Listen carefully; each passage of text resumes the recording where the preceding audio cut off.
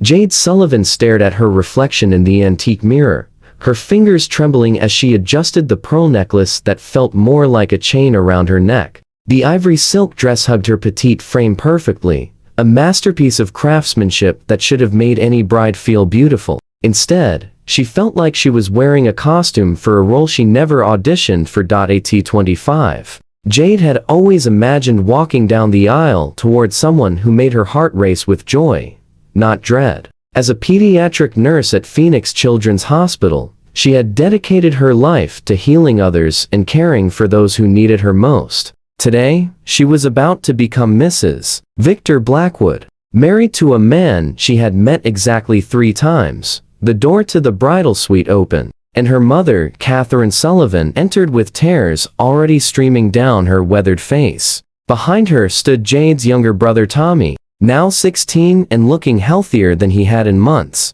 thanks to the experimental treatment that was draining their family's savings. "Sweetheart, you don't have to do this," Catherine whispered, though they both knew it wasn't true. Tommy's rare blood disorder required treatments that cost more than their modest family could ever afford. The insurance had reached its lifetime maximum, and without continued care, Tommy wouldn't see his 18th birthday. "We've been through this," Jade replied, forcing a smile she didn't feel. "Tommy needs those treatments, and Mr. Blackwood's offer is our only option." The arrangement had come through Tommy's specialist, Dr. Martinez, who mentioned their situation to a wealthy patron of the hospital. Victor Blackwood had built his fortune in sustainable energy technology, and his charitable foundation regularly supported medical causes. His proposal had been delivered through lawyers with the efficiency of a business merger. He needed a wife to fulfill the terms of his late grandmother's inheritance, which would fund his expansion into global humanitarian projects. Jade needed financial security for her brother's medical care. The marriage would last 2 years, after which they could divorce amicably, and she would receive a settlement that would ensure Tommy's care for life. "I just want you to be happy, Jade," Tommy said, his voice still carrying the slight weakness that reminded them all why they were here. "You've given up everything for me." Jade hugged her brother tightly, breathing in the familiar scent of his cologne mixed with the faint antiseptic smell that had become part of their lives. "Taking care of you isn't giving up anything, Tommy. It's what family does." A soft knock interrupted their moment, and the wedding coordinator appeared in the doorway. "Miss Sullivan, it's time." The chapel at the Blackwood estate was breathtaking, with soaring ceilings, stained glass windows that painted rainbow patterns across marble floors, and hundreds of white roses creating an almost ethereal atmosphere. As Jade walked down the aisle on her father's arm, past guests she didn't recognize, she tried to focus on the beauty around her rather than the anxiety churning in her stomach. Victor Blackwood stood at the altar in an impeccably tailored charcoal suit, his dark hair perfectly styled and his expression unreadable. At 6 feet 2 inches tall with broad shoulders and an athletic build, he commanded attention wherever he went. His steel-gray eyes followed her progress down the aisle, and for a moment, she thought she saw something soften in his gaze. They had spoken briefly during their 3 previous meetings, always in the presence of lawyers or hospital administrators. He had been polite, professional, and completely distant. She knew he was 32, had built his company from nothing after losing his parents in a car accident at age 20, and that he had no siblings or close family. Beyond those facts, Victor Blackwood remained a complete mystery. The ceremony proceeded with mechanical precision. Jade heard herself repeating vows that felt like lines from a script, promising to love and honor a man who was essentially a stranger. Victor's voice was steady and controlled as he spoke his responses, but she noticed his hands weren't entirely steady when he slipped the platinum wedding band onto her finger. When the officiant pronounced them husband and wife, Victor lifted her veil with surprisingly gentle hands. His kiss was soft and brief, more of a formal seal on their contract than an expression of affection. But something about the way his eyes lingered on hers afterward made Jade wonder if this arrangement might be more complicated for both of them than either had anticipated. As the guests applauded, and cameras flashed around them, Jade realized that her real story was just beginning. Whatever happened next would determine whether this marriage of convenience would remain a business transaction or evolve into something neither of them had planned for. The unexpected revelation elevator ride to Victor's penthouse felt endless. Each floor they ascended added weight to the silence between them, and Jade found herself gripping her small overnight bag tighter with each passing moment. She was still wearing her wedding dress. Unsure of what awaited her in the luxury apartment 40 floors above the city, Victor stood beside her, checking messages on his phone with the same focused intensity he had shown throughout their brief courtship. His presence filled the small elevator space, and Jade caught herself stealing glances at his profile, trying to read some hint of his intentions in his expression. "Here we are," Victor said, as the elevator doors opened directly into his apartment. Despite her determination to remain unimpressed, Jade couldn't suppress a small gasp. Floor-to-ceiling windows offered a spectacular view of the Phoenix skyline at night, while the interior showcased sophisticated minimalism with warm touches that made it feel like a home, rather than a showroom. "Your room is down this hallway," Victor said, leading her past a spacious living area furnished with comfortable leather seating and carefully chosen artwork. "I had my assistant ensure everything you might need was prepared." He stopped at a door and pushed it open, revealing a beautifully appointed guest bedroom, complete with its own bathroom, sitting area, and a small balcony overlooking the city lights. Fresh flowers adorned the nightstand, and she noticed several art books stacked thoughtfully on the desk. Jade stared at him in complete bewilderment. "My room?" she asked, her voice betraying her confusion. "I assumed we would be sharing quarters. This is our wedding night, after all." Victor's jaw tightened slightly, and he moved to the window, his hands clasped behind his back. When he spoke, his voice carried a weight she hadn't heard before. "Jade, I need you to understand something crucial about this arrangement. I'm fully aware that this marriage wasn't your choice. Your brother's medical situation forced you into this agreement, and I refuse to take advantage of that fact." The words hung between them, and Jade felt her preconceived notions about this cold businessman beginning to shift. There was genuine sincerity in his tone, perhaps even vulnerability. "You know about Tommy's condition," she said. "Though it wasn't really a question." "Know everything," Victor replied, turning to face her directly. "The experimental treatments, the insurance limitations, the impossible financial burden your family has been carrying. I also know that you've been working double shifts at the hospital while taking night classes to advance your nursing degree. You volunteer at the free clinic on weekends, and you've never taken a vacation because every spare dollar goes toward Tommy's care." Jade felt heat rise in her cheeks. "You investigated me thoroughly. I needed to understand who you are as a person, not just your financial circumstances." Victor's expression became more open than she had seen before. "Jade, wealth doesn't make me heartless. I would never force myself on an unwilling partner." Regardless of what any legal document might stipulate, the sincerity in his voice was unmistakable, and Jade found herself seeing Victor Blackwood in an entirely new light. This wasn't the calculating businessman she had braced herself to face. "Then why?" she asked softly. "Why agree to this marriage? You could have simply donated money for Tommy's treatments without involving yourself personally." Victor was quiet for a long moment, and she could see him wrestling with something internal. When he finally spoke, his voice was barely above a whisper. "My grandmother, Eleanor Blackwood, left me her estate with very specific conditions. I must be married by my 33rd birthday to access the trust fund, and that money is essential for expanding my humanitarian foundation globally. And you think a marriage of convenience will satisfy those requirements?" Eleanor believed that marriage would make me more connected to others, more empathetic. She thought my success had isolated me from genuine human relationships. Victor's admission was startlingly honest. She wasn't wrong. "I've built an empire, but I've never learned how to build meaningful connections with people."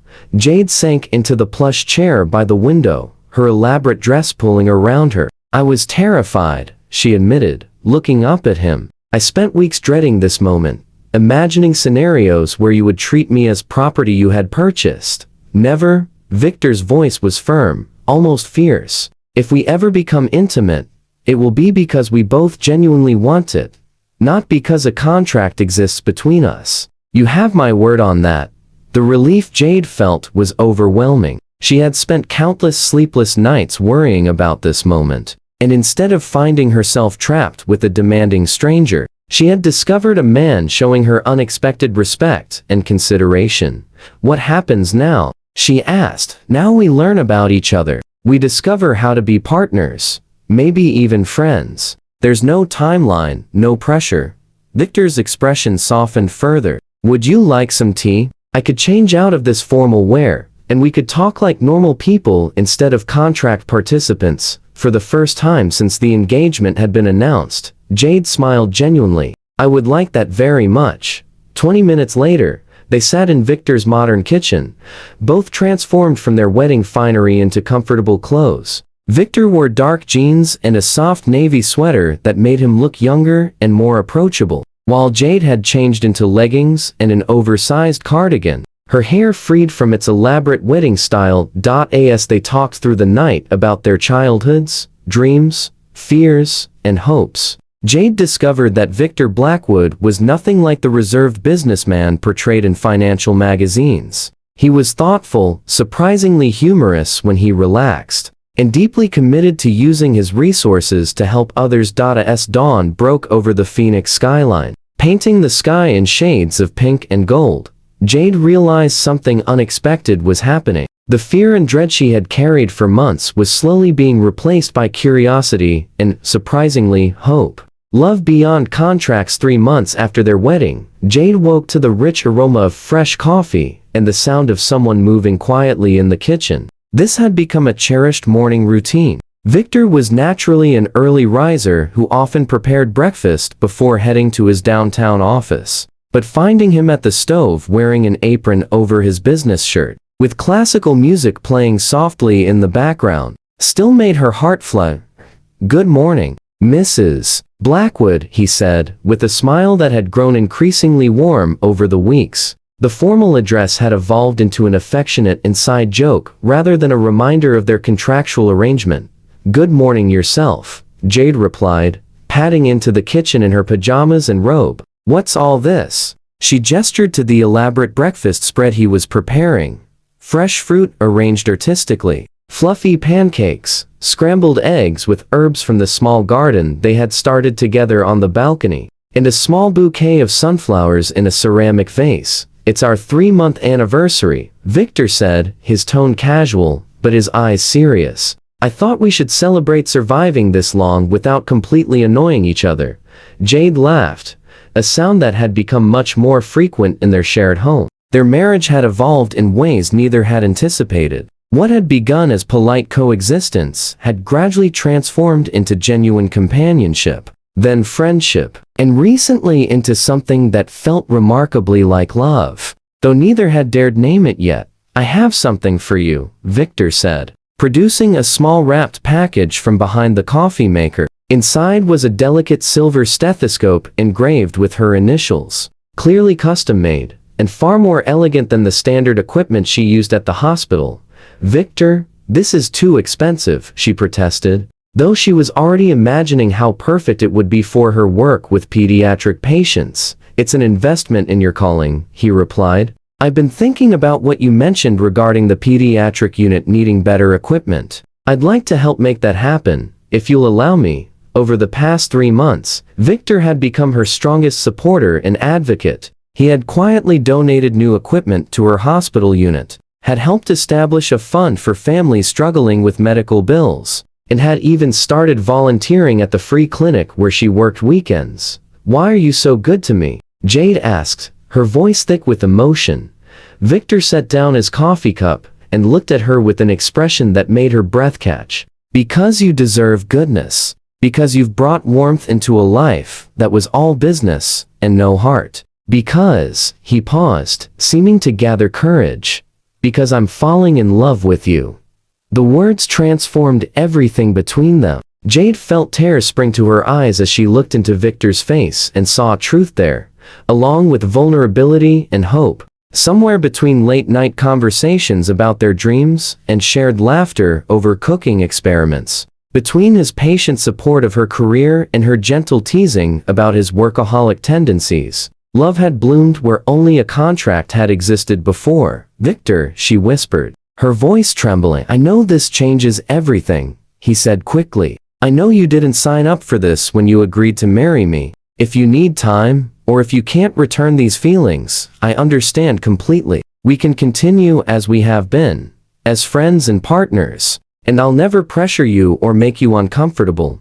Instead of answering with words, Jade stood and moved around the kitchen island to where he waited, his gray eyes filled with equal measures of hope and terror. Reaching up, she cupped his face in her hands, marveling at how right it felt to touch him this way. "You wonderful, patient man," she said softly. "Don't you realize that I've been falling in love with you too?" The kiss that followed was nothing like the polite, respectful peck they had shared at their wedding ceremony. This kiss was filled with discovered love, with 3 months of growing intimacy and trust, with two hearts that had found each other against impossible odds. When they broke apart, both were breathing heavily, and Jade could see moisture in Victor's eyes. "Are you certain?" he asked, his voice rough with emotion. "I need you to be sure, because if you let me love you completely, I don't think I could bear losing you. I've never been more certain of anything," Jade replied, her own tears flowing freely. "I love your gentleness, how you support my dreams without trying to control them. I love your humor, your generosity, your dedication to helping others. I love the man you are when you're not trying to be the perfect businessman." 6 months after their contract wedding, Victor surprised Jade with a proposal, not for business purposes or legal obligations, but for love. "Jade Sullivan Blackwood," he said, kneeling in the hospital garden, where she often went during breaks to clear her mind. "Will you marry me again? Not because we have to, but because I can't imagine spending my life with anyone else." Through happy tears, Jade said yes to the man who had started as a stranger, become her friend, and was now the love of her life. Their second wedding was intimate and joyful, surrounded by family and close friends who had watched their unlikely love story unfold. Catherine and Tommy Sullivan, both healthy and proud, watched as Jade walked down the aisle again. This time, she wore a simple cream dress she had chosen herself, and Victor's eyes never left her face as she approached. Their vows, written from the heart, were promises of genuine love born from the most unexpected circumstances. They spoke of patience, respect, growing together, and choosing each other daily, not from obligation, but from deep, abiding love. What amazed everyone who knew their story wasn't the arranged marriage or business contract that had brought them together. What touched their hearts was how two people thrown together by necessity had discovered that sometimes the most beautiful love stories begin with the most practical arrangements. As they danced at their second wedding reception, Jade whispered in Victor's ear, "Thank you for waiting for my heart to catch up with yours. Thank you for teaching me that love is worth waiting for," he replied. Spinning her under the stars, their story became a testament to the truth that genuine love cannot be forced or manufactured, but when nurtured with patience, respect, and authentic care, it can bloom in the most unexpected places, transforming to lives forever.